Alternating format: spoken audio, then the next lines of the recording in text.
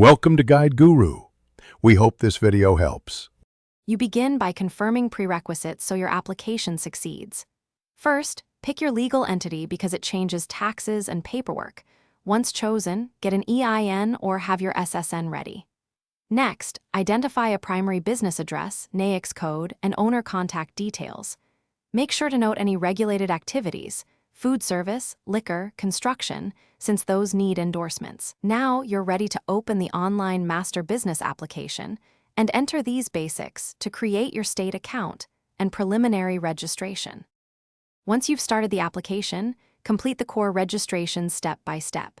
Enter owners, addresses, and the activity descriptions to request a unified business identifier, UBI, and create tax accounts like sales tax and B and O where applicable.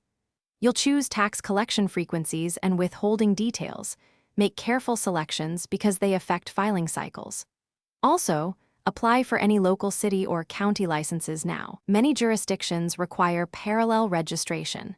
Save confirmations and take screenshots. You'll need them for permits or bank setup.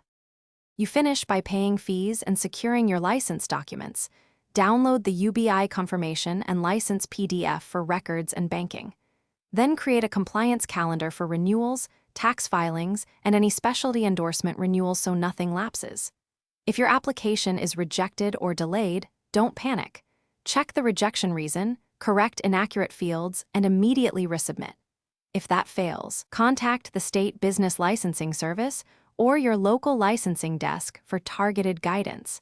Having application numbers speeds resolution and keeps you open for business.